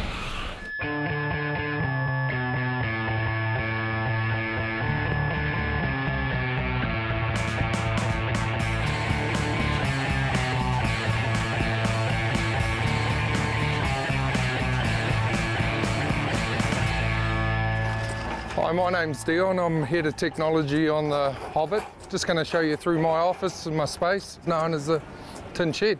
Come on in. We look after the technology, rigs, cameras. This rig here is a surface rig for shooting on water. Going in the next couple of days to shoot a very exciting sequence with the dwarfs. She's all wireless and all made here in Wellington over the last couple of weeks. Well, g'day. You've seen some pretty good technology back there in the tin shed, I understand. Come have a look out here, because this is pretty basic technology. This is where we've built a humongous green screen. This is called the backlot. Now, the backlot is where we shoot all sorts of the outdoor scenes. They can be battle scenes, they can be wet sets, and obviously being a green screen, the backgrounds can be changed later on in post-production. Have a look down here. Well, now you can see we're on top of the green screen. This rig up here is a rig designed by Tony Keddy, the Key Grip. This rig holds huge shade cloth to block the sun off when we're filming down there. We don't want the sun going in and out of cloud all day. Crikey, what's going on down here? This is 9 square. It's pretty complicated. Get the ball, hit it to the next player, get it out of your square as quickly as possible. And anything on the line is always contentious. It's all about attitude. Do not give in, do not make eye contact, make your call with pride. You've got to lie your way through it. It's always the umpire's call. Ref is always right! Guys, please, I'm trying to do something. This is where we store the lead weapons. You can see a multitude of boxes. Each box is one lead character's weapons. This is Gloin's box of beauties, and they belong to Gimli in The Lord of the Rings, and Gloin, his father, for The Hobbit. Action! Gloin! They are in fact the same axe, they've just been made in 2 different sizes. I think we've now reached about 4 scales for every weapon we make. Probably about time that you went down to see who made all these weapons. We're at a workshop. Very easy, just around the corner. Out the front drive, make sure you take a right. You go past the tie place, then turn left. You're all the way down the end of the road. Don't stop, you'll get to the end. The road's 90-degree turn. You need to turn, otherwise you'll hit Weta Workshop. When you guys come on in, it's pretty crazy at the moment. Come on down here. It's all cast weapons end up in clean up, and this young chap, Alec, is madly trying to get the axes finished. Bowstrings, weapons lined up for the day's painting. So Kiri's just putting the aging pass on quite a decent croquet hammer. Another painting area, this is models. The milling department, injection moulding out of this gun, spraying, trimming, sanding, engineering, bending, cutting, dyeing, sculpting, mould making, flashing, baking, foam filling. And then for every one of the lead actors that has a full prosthetic, and of course with Biffa his axe, we also make scale doubles of these. Welcome to the Scaly Portacom. Hi, I'm Callie. I'm Sophie. I'm Brendan, and this is Biffa, the hopeless romantic. We're scale doubles, so we spent a lot of time being short. Yeah, we're paid to be short. They wanted us for our bodies. Hey, have you guys seen the behind-the-scenes team yet? I know where they are. Follow me. See you later. See you later.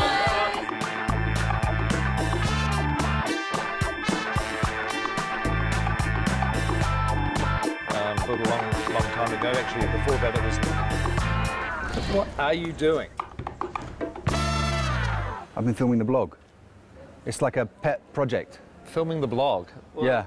That's very good, but shouldn't you be killing orcs or something? Shouldn't you be directing a movie? Yeah. Right, so here we are at the end of the blog. Hope you've enjoyed this tour around our little world down here in Miramar, New Zealand. I hope you particularly enjoyed the camera work. I thought it was terrific. Wonderful.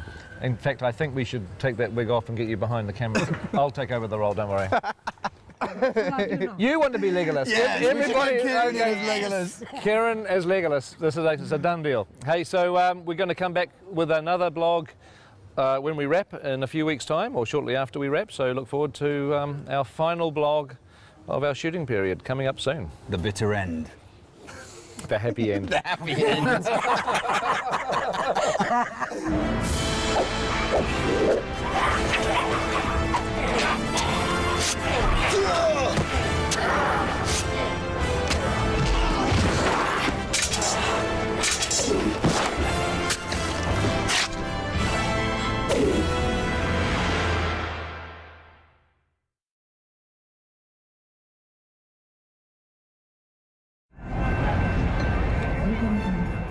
So, welcome to our latest blog. We're driving to Comic-Con with butterflies in my stomach, presenting footage for the first time. It was always a slightly intimidating and scary thing. Plus, I've got to face a day of interviews. But another 10 hours and it'll all be behind us.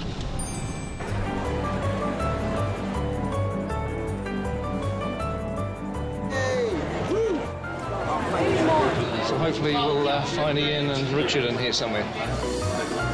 The Hobbit certainly is more funny. One interview down.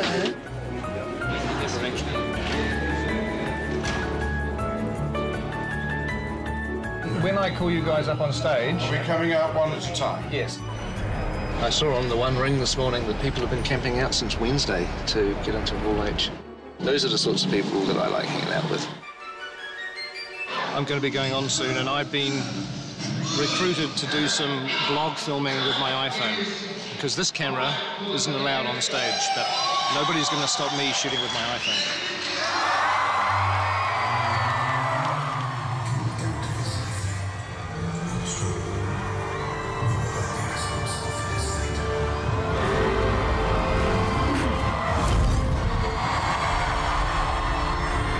Ladies and gentlemen, please welcome to the stage.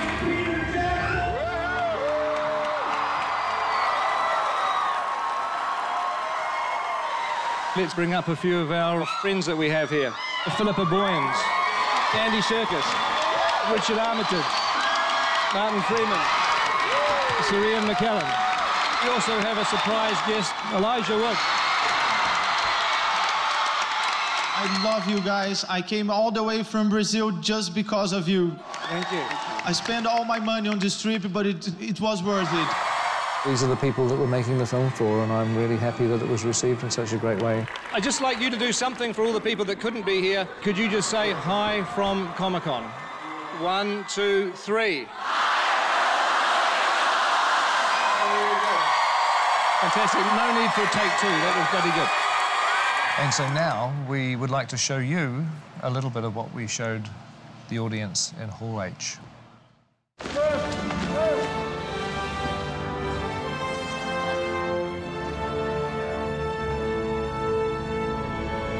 That's great. Good. Welcome to the last 5 days of our shoot. It's a bittersweet kind of moment. It feels like I'm still at the foot of the mountain. It's a little difficult to do a wrap-out on our last bit of shooting because so much of what we've been doing recently has been filmed too, which is obviously secret. But we'll show you little bits and pieces, little snippets, and there'll be a lot more of what we've been doing that we'll save up for future vlogs. Hey, Comic-Con fans, how are you? This is Dory, coming live from the set of The Hobbit. Stay classy, San Diego. Hi, Comic-Con. John Callan here. I play Oin in The Hobbit. Hi, this is Dwalin saying a big hi to all of you in Comic-Con. Greetings from the very heart of Middle-earth. A really amazing moment for me, I guess. It was the first time we stepped onto Bag End. It's become so embedded in your psyche from what you've seen before. We're all ready to go, and Ian came on for the first time, and you look at him and you go, oh my God, that's Gandalf. I look back on that with fondness because we got to know each other on Bag End, and we really got to know each other as dwarves. Hi Comic-Con, it's Adam Brown here, aka Ori from the Hobbit set. One of the most exciting things, I think, for me was working on these sets that kind of are part of our history. And there was I working on Rivendell with some incredible actors. Just watching Cate Blanchett act, it was very moving. We had shivers down our spines. It was absolutely astonishing. It's been a privilege being back in Middle-earth. Hey, Comic-Con. Hope you're having a good time. My name is Lee Pace. I play the Elven King, Thranduil. Some of the work that I really loved was with Terry Notary, who designs movement for the different races. And the way the elves move is very different than the way the dwarves move, obviously. It was really fun to get into that character and really move in a way that is not human. Yeah. Sylvester McCoy, who played Radagast, is the loveliest man. I need people. I think that Sylvester's going to be one of the delights of these movies. The real McCoy. I remember going out to Trentham and wandering through the 100 meters of forest that they built. Seeing Roscabel, which is Radagast's house. Radagast's character was a lovely, spirited wizard, and his house really reflected his character beautifully. Dale was beautiful. It really was like, it was like being in another country. It was very Moroccan, Turkish, sort of Italian. Yeah.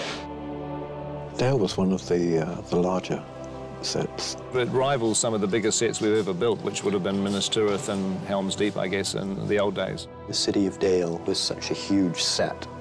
You're able to just wander around as if you were in some abandoned city you've always wanted to visit. The most fun I've had on set would probably be the Goblins.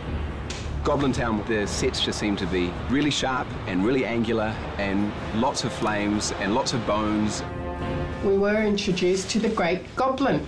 Well, Barry Humphries is something of an iconic legend in this part of the world, and I've seen 2 or 3 of his Dame Edna stage shows, and Barry and the Goblin King just seem to be a natural fit. Yeah. You seen the pile of intestines? Oh, no, but I'll go and check them out.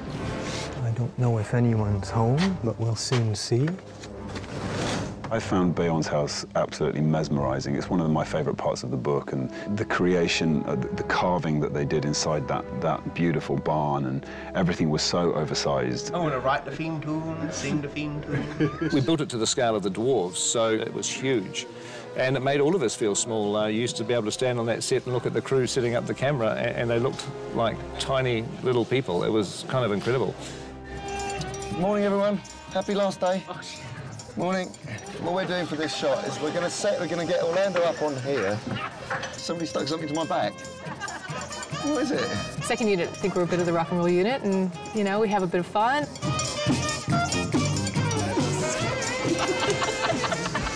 Greg's shorts, I think. Have to be the height. Yeah. Just loop it, bro. Just loop it. No problem. I'm disturbed. It's like an 8-year-old schoolboy. What do you mean it's like an 8-year-old schoolboy?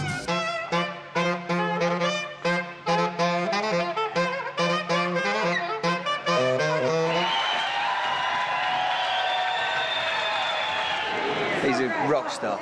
He has got energy to burn, and that infectious enthusiasm and his absolute dedication made a huge difference to the second unit. And crank it up. And in 3, 2, 1, action! And cut! That is a wrap for the second unit. Second unit! There's a mixture of emotions.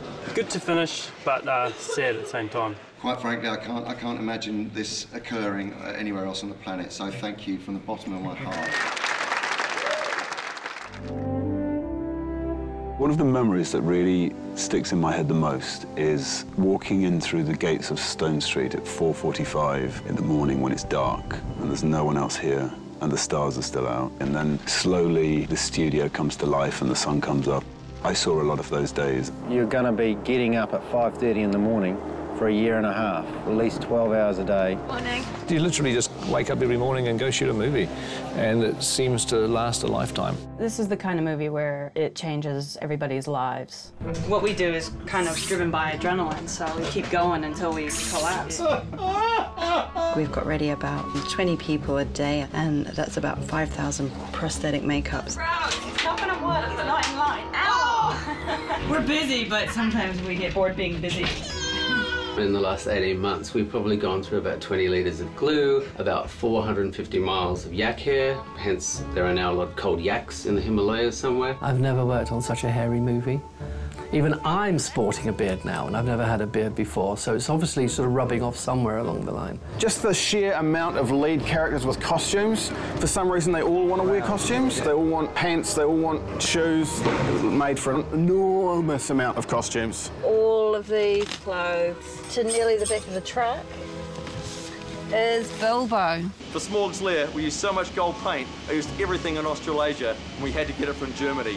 Wunderbar. 22,817,520 feet if we were shooting 35mm like this. And I'm really glad we're not. I'm sure that I've done over 2,500 drawings. I kept my pencil stubs. You're literally doing a drawing one day and then walking on the set a few days later. We shoot a set, take it out, and replace it for the very next day's shoot. They put up the most incredible sets. You walk in the night before and it's not finished and you think, my God, how are we ever going to be in here tomorrow filming? And yet you walk in 8 o'clock the next morning and it's ready to go. To me, that's probably one of the most gratifying things on this whole picture, that all these people force through impossible odds and create these beautiful things. Wow, look at that. Yes. I'll miss the camaraderie of the folks that we've built up and the cast and crew. You know, we've spent an awful long time together. There's like sort of 12 or 13 of us who have been in a mini army.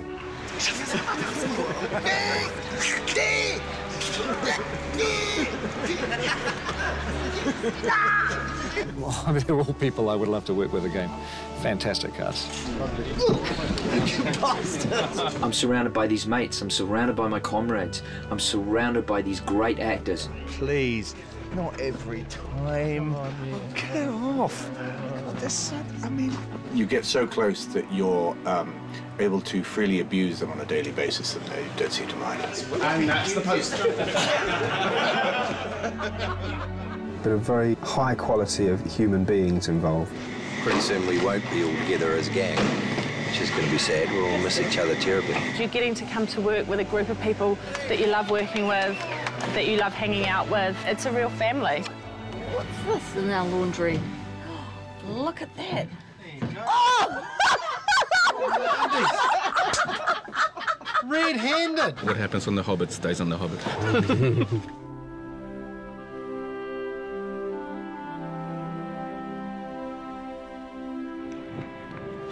Finishing up in Mirkwood today, eh? It's the old, you know, finish with a bang.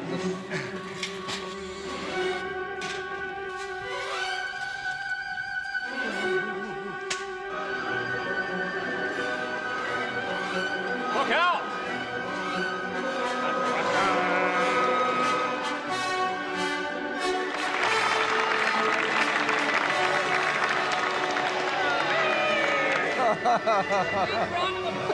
I'm gonna miss you. I'm gonna miss you, man.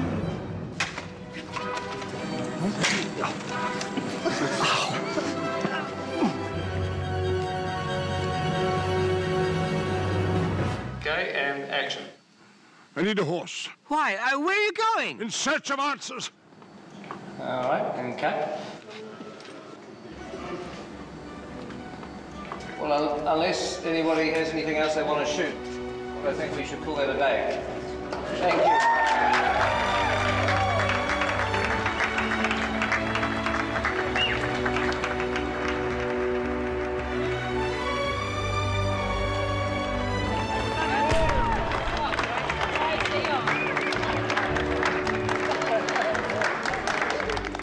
Well, obviously, I just want to say thank you to everybody, an incredible cast, incredible crew. Seems like a lifetime ago that I had to do this speech at the beginning of the shoot. Oh, God, it was a long time ago.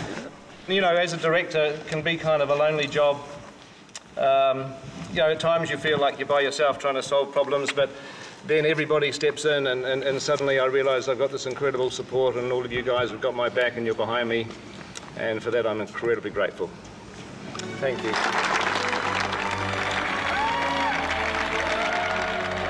Peter's Bubbles right next door.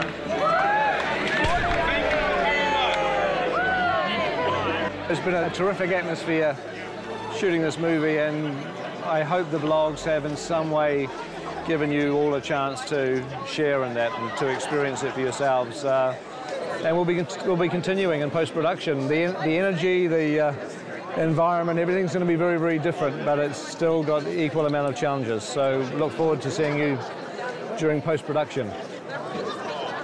It's just lemonade, honestly. Come on, show some love. Put your arm around the person next to you.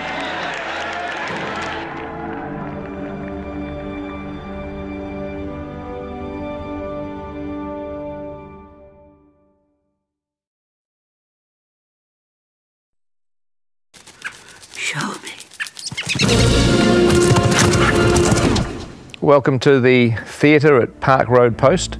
This is our post-production facility in Wellington, and this is where we're spending a huge amount of time at the moment, just working on getting The Hobbit finished. It's due to be completed literally 2 days before the premiere, hopefully. So we'll give you a look at where we're at with post-production. You're going to see a lot of sleep-deprived people in this blog. Everyone's working around the clock to get the film finished. So everything begins at editorial. So here's the bunker, editorial. I am Dan Best. I'm the first assistant editor on The Hobbit. So next door to us is the cutting room. Jabez and Peter are in there busy cutting film 2 at the moment. We were shooting this with 150 people on the set, and then here we are sitting here, and it just comes down to Jabez and I, 2 of us. The last 2 men standing get to edit the movie. So it's quite a relaxing and enjoyable process. And while you're putting that together, I'm going to make another cup of tea. When Jabez has something very simple to do that doesn't need me around, I get the cups and go make a cup of tea and come back and it's all done. Very good.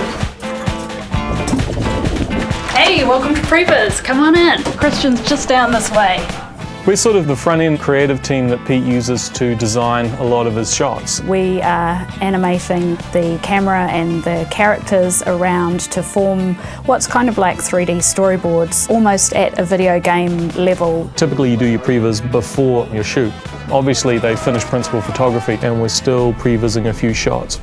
We've just got a shot turned over from Peter. This is what we get from editorial sometimes. Basically we get a blank card that says something like CG wide shot, goblins slowly move torture machines towards the Great Goblins platform. And we've got to turn this stuff around pretty quickly. There's Christian over here at our previs. We just got a shot turned over that we need some torture machines. Cheers, thanks. Yeah, usually they're pretty quick. Here we go. We have from Weta Workshop some torture machine designs. We need to get these modeled pretty quick, guys. It'll only be a minute or 2. Yeah, a minute. Jerry, what are you doing? I'm making a 3D extravaganza. Yeah. It wouldn't be a good shot if it didn't have sound effects though. The model's coming through yet? Yep, here it is. Jerry, can we get textures on that? Oh yeah, sure, no problem. Already on it. Already on it? Awesome. Almost done. So the thing is, you know, I've got to turn the stuff around pretty quickly because, you know, the film delivers in like 8 weeks. What do you do there? I just stare at code all day. So Iggy, you got your torture machines, how's the shot going? Yeah, sorry it took so long, but I think this is gonna work. Yeah? Okay, cool. No, it looks pretty good. We should send it to Pete and see what he says. Cool. It'll be a really cool moment. Okay. That's good, Dave, yeah. We just got PJ notes. We're off to talk to a few of the supervisors about what we have to do now on a few extra shots. This is the original building that we had on Lord of the Rings. For Hobbit, now we've expanded to 8 different buildings. It used to be an insane asylum, right? Yes, this used to be an insane asylum, and still, days like this, it feels like it even so. We're at the 6.5 week mark. Not much time left to finish this one. We're at Wexford Road now. This is the original production office for Lord of the Rings, and now it's the home of all the animators for Hobbit. So the troll sequence, definitely one of the biggest animation challenges. They're speaking, which is something new for trolls. Are there any more of you little fellas hiding where you shouldn't? Look. In Rings, they're always only ever kind of grunting.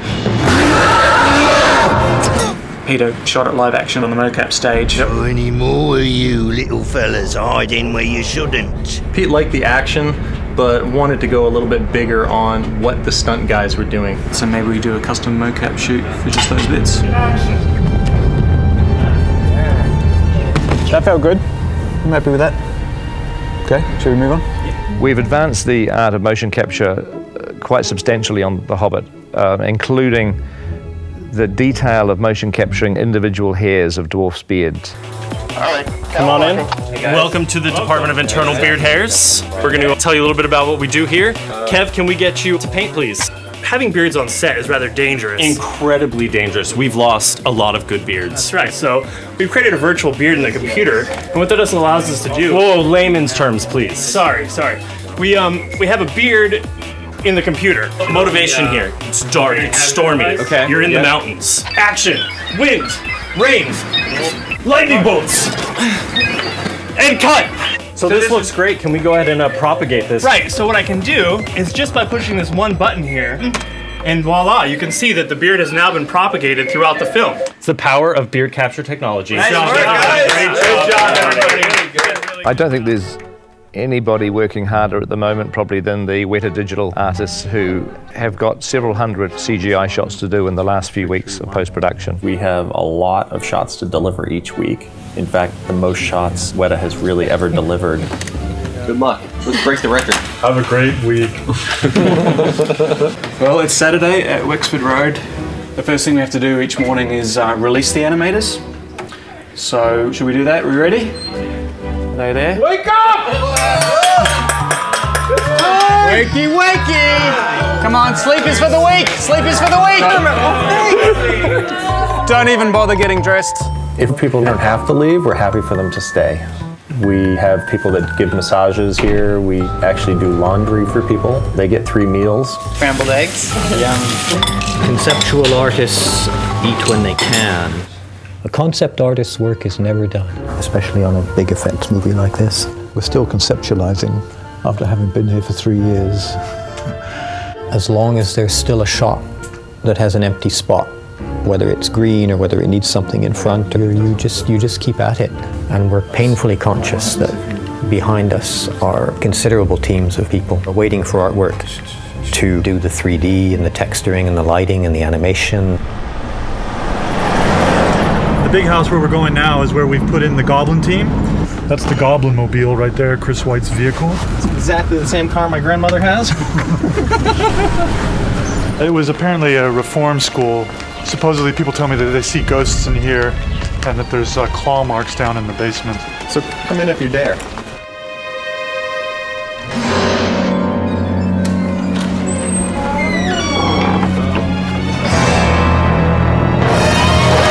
So what Peter was looking for was to create this whole world underground. So we're creating this goblin town with all these different structures and light and walkways and fires. And so this is some of the work in progress.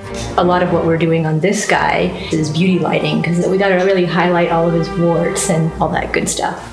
He's quite hideous, but he has to look beautiful at the same time. Here at Park Road Post-Production, just down the corridor, we've got Andrew Lesney, our DP, doing the colour timing of the film. Hi, welcome to the DI. Yesterday we made chicken laksa, and today we're going to cook up a pad thai. DI is short for digital intermediate. This is part of a process which is called the colour grading. It is like Photoshop for motion pictures. This is the exterior of Bag End. We filmed this shot in Matamata. We didn't have the most ideal weather on the day, but the landscape is still very beautiful, so we actually are just working the original material on this one. Essentially what we do is we start with the raw plate, and then we're building up basically a layered grade, and the result is what you see there. We also have these dueling lasers, so we can do this. This bit of grass bit? Right there, yeah. Distinct from this bit over here. We've got these lights up for the blog, but traditionally we work in a much darker environment, and we actually work in an environment that's, in fact, even darker than this, but mimics a cinema.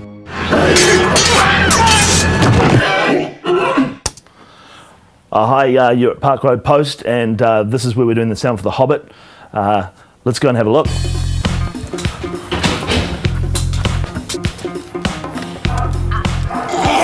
We start the day with a dance. That's the first thing we do in sound. And we hand it on. Chris, take the floor. We do fader dance. Fader dance, yeah.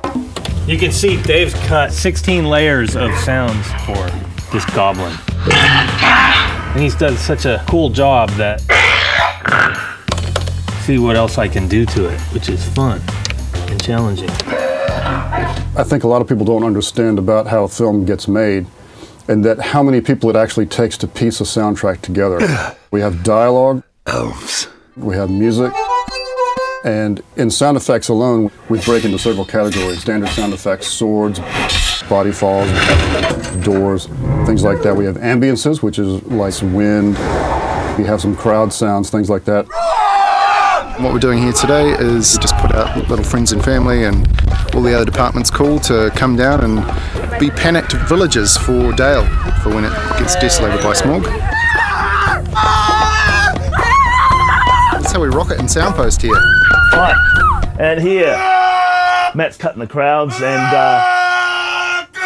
all that sort of stuff. We're on our way. Feels like a scene from The Shining down this hallway. I really wish I had a tricycle. Foley. Oh, they've got the best sounding door. Foley's a specific part of the soundtrack which relates to humans. Anything associated with what they touch and how they move is recorded by these guys. Get to bash stuff, break stuff, drag it, stretch it, bend it. What makes a great Foley track is often the interpretation of the sound rather than the literal sound itself. Gobbling claws. It's just banjo picks. It makes it very awkward when you go to the toilet in the middle too.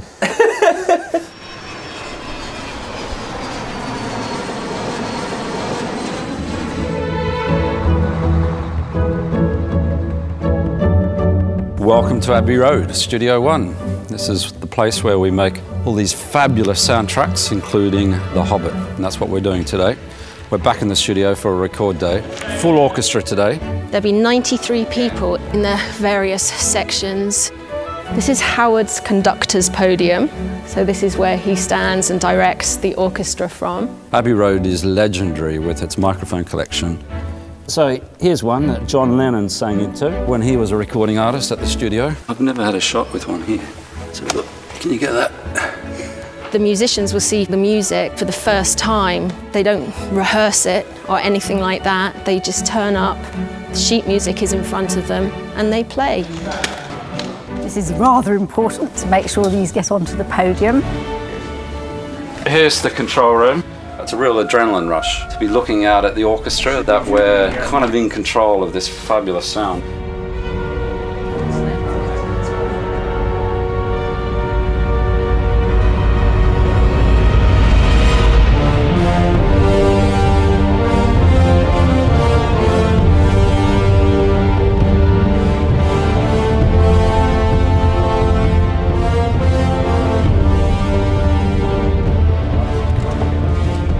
Right, we're happy with that. Let's take a break.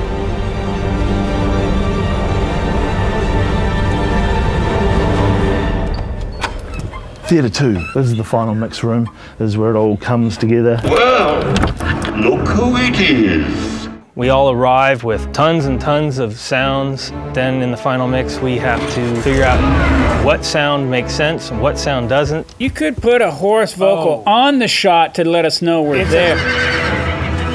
But at the end of the day, hopefully we've got clarity and we are telling the story.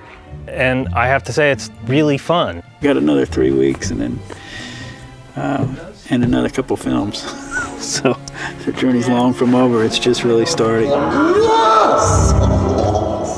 So that's what's happening at the moment. The premiere is very, very close. But fortunately, people are staying calm. They're staying incredibly disciplined, focusing on their work. We are blessed to have such a sane, sensible team.